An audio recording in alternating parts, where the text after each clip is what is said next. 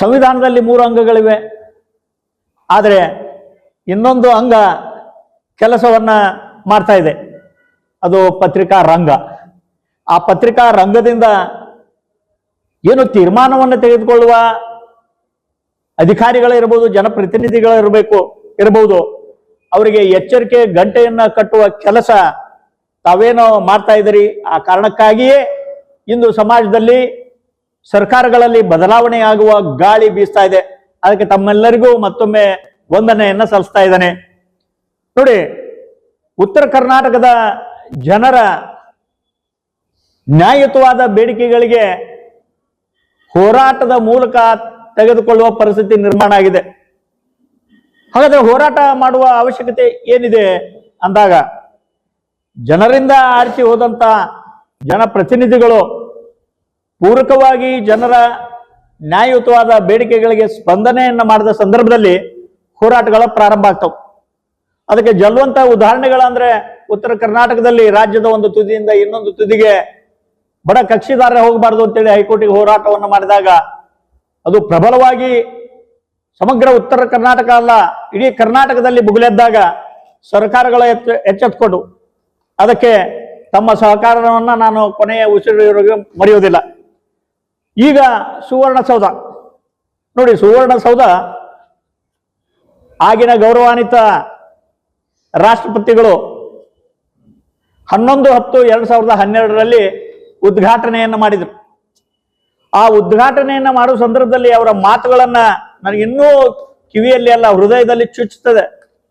ಯಾಕೆ ಅಂದ್ರೆ, ಇದು ಉತ್ತರ ಕರ್ನಾಟಕದ ಎಲ್ಲ ಜಿಲ್ಲೆಗಳ ಜನರ ಸ್ಪಂದನೆಗಾಗಿ ಇದನ್ನ ನಾನು ಕೊಡುಗೆಯಾಗಿ ಉತ್ತರ ಕರ್ನಾಟಕದ ಜನರಿಗೆ ಕೊಡ್ತೇವೆ. ಇಲ್ಲಿ ರಾಜ್ಯದ ಒಂದು ತುದಿಯಿಂದ ಬೆಂಗಳೂರಿಗೆ ಹೋಗುವ ಪ್ರಶ್ನೆ ಬರುವುದಿಲ್ಲ, ಇನ್ನು ಮುಂದೆ ತೀರ್ಮಾನಗಳು ಇಲ್ಲಿ ಆಗ್ತವೆ. ಅದಕ್ಕೆ ಸಂತೋಷದಿಂದ ಈ ಗಂಡು ಮೆಟ್ಟಿನ ನೆಲದಲ್ಲಿ ಇತಿಹಾಸ ಪುಟಗಳನ್ನು ನೋಡಿದಾಗ ರಾಣಿ ಚೆನ್ನಮ್ಮ ಪ್ರಪ್ರಥಮವಾಗಿ ಬ್ರಿಟಿಷರ ವಿರುದ್ಧ ಹೋರಾಟವನ್ನು ಮಾಡಿದ ಆ ಸ್ಥಾನವನ್ನ ಸರ್ಕಾರ ನಿಗದಿಪಡಿಸಿದೆ ಅಂದಾಗ, ಇಲ್ಲಿ ಆ ಗಟ್ಟಿಗಾಳುಗಳು ಹೋರಾಟಗಾರರು ಇದ್ದಾರೆ, ಇನ್ನು ಮುಂದೆ ತೀರ್ಮಾನಗಳು ಇಲ್ಲಿ ಆಗ್ತವೆ ಅಂತಂದ್ರು. ಆದರೂ ಸಹ 12 ವರ್ಷ ಆದರೂ ಇನ್ನೂ ಆಗಿಲ್ಲ. ನಾವು ಪ್ರತಿ ವರ್ಷ ಹೋರಾಟಗಳನ್ನು ಮಾಡ್ತೇವೆ, ಸರ್ಕಾರದ ಗಮನವನ್ನು ಸೆಳೀತೇವೆ. ಆದ್ರೆ ಇಲ್ಲಿಯವರೆಗೂ ಸಹ ಇಚ್ಛಾಶಕ್ತಿಯ ಕೊರತೆ, ಜನಪ್ರತಿನಿಧಿಗಳ ಇಚ್ಛಾಶಕ್ತಿಯ ಕೊರತೆಯಿಂದಾಗಿ ಇದಾಗಿದೆ. ಆಯ್ತು, ಹಾಗಾದ್ರೆ ವಿಧಾನಸೌಧ ಸುವರ್ಣಸೌಧವಾಗಿ ಪರಿವರ್ತನೆಯಾಗಿ ಬೆಳಗಾವಿಯಲ್ಲಿ ಆಯ್ತು 12ನೇ ವರ್ಷದಲ್ಲಿ. ಆದ್ರೆ ಇಲ್ಲಿ ಜನರ ಸ್ಪಂದನೆಗೆ, ನ್ಯಾಯಯುತವಾದ ಬೇಡಿಕೆಗಳಿಗೆ ತೀರ್ಮಾನ ಆಗುವ ಸೌಧ ಆಗಬೇಕಾಗಿತ್ತು.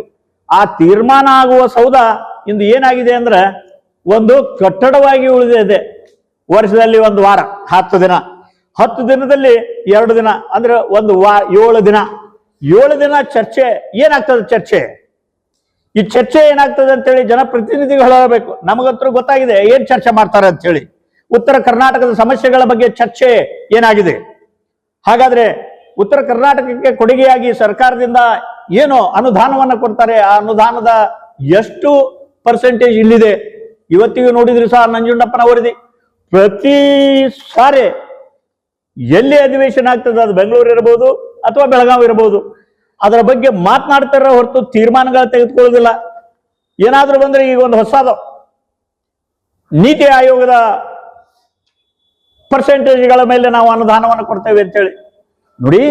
ಆ ಹೈ ಪವರ್ ಕಮಿಟಿ, ಗೌರವಾನ್ವಿತ ರಾಷ್ಟ್ರಪತಿಗಳು ಸಹ ನಂಜುಂಡಪ್ಪನ ಮಾತುಗಳನ್ನ ಆಡಿದ್ರು, ಅವರ ಹೈ ಪವರ್ ಕಮಿಟಿ ಬಗ್ಗೆ ಸಹ ಹೇಳಿದ್ರು. ಅದರಲ್ಲಿ ಆದಂತ ತೀರ್ಮಾನ, ಯಾಕಂದ್ರೆ ಸಮಗ್ರವಾಗಿ ಚಿಂತನೆಯನ್ನ ಮಾಡಿ ಆ ರಿಪೋರ್ಟ್ ಅನ್ನು ಕೊಟ್ರು, ಎಲ್ಲರೂ ಅಂತಾರೆ. ಅದಕ್ಕೆ ಆ ಕಾರಣಕ್ಕಾಗಿ ಈಗ ನಾಳೆ ಕ್ಯಾಬಿನೆಟ್ ಇದೆ ಅಂತೇಳಿ ನನಗೆ ಸುದ್ದಿ ಬಂತು. ಕೂಡಲೇ ಸರ್ಕಾರದವರು ಎಚ್ಚೆತ್ತುಕೊಂಡು ಇಲ್ಲಿ ಮಲ್ಟಿ ಸ್ಟೋರೇಜ್ ಬಿಲ್ಡಿಂಗ್ ಏನು ಕಟ್ಟಡ, ಮಲ್ಟಿ ಸ್ಟೋರೇಜ್ ಬಿಲ್ಡಿಂಗ್ ಬೆಂಗಳೂರಿನಲ್ಲಿ ಹೇಗಾಗಿದೆ, ವಿಧಾನ ಸುವರ್ಣಸೌಧದ ಮಗ್ಗಲಿಗೆ ಒಂದು ಆಡಳಿತ ಸೌಧ ಕೂಡಲೇ ಆಗ್ಲಿಕ್ಕೆ ನಾಳೆ ಕ್ಯಾಬಿನೆಟ್ ನಲ್ಲಿ ತೀರ್ಮಾನವನ್ನ ತೆಗೆದುಕೊಳ್ಬೇಕು. ಆಕಸ್ಮಿಕ ಯಾಕೆ ಈ ಮಾತನ್ನು ಹೇಳ್ತೇನೆ ಅಂದ್ರೆ, ಒಂದು ಈಗಿನ ಮುಖ್ಯಮಂತ್ರಿಗಳು ಸಿದ್ದರಾಮಯ್ಯ ಅವರು ಸಮಾಜವಾದದಿಂದ ಬಂದವರು, ಹೋರಾಟದ ಹಿನ್ನೆಲೆಯಲ್ಲಿ ಬಂದವರು. ಡೆಪ್ಯೂಟಿ ಸಿಎಂ ಸಹ ಅವರೊಂದಿಗೆ ಕೈ ಜೋಡಿಸಿದ್ದಾರೆ. ಪ್ರಥಮವಾಗಿ ಈ ಹೈಕೋರ್ಟ್ ಆದಾಗ 10 ಕೋಟಿ ರೂಪಾಯಿ ಬಜೆಟ್ ಅನ್ನ ಮುಖ್ಯಮಂತ್ರಿಗಳು ಇಟ್ರು. ಈಗ ಪ್ರಾರಂಭಿಕವಾಗಿ ಆಡಳಿತ ಸೌಧಕ್ಕೆ ಕೂಡಲೇ ನಾಳೆ ಕ್ಯಾಬಿನೆಟ್ ನಲ್ಲಿ ತೀರ್ಮಾನವನ್ನ ಮಾಡಬೇಕು. ಒಂದನೇದು. ಎರಡನೇದು, ಬೆಳಗಾವನ್ನ ಎರಡನೆಯ ಈ ರಾಜ್ಯದ ರಾಜಧಾನಿಯಾಗಿ ತೀರ್ಮಾನವನ್ನು ತೆಗೆದುಕೊಳ್ಬೇಕಂತ ಇದು ಒತ್ತಾಯ.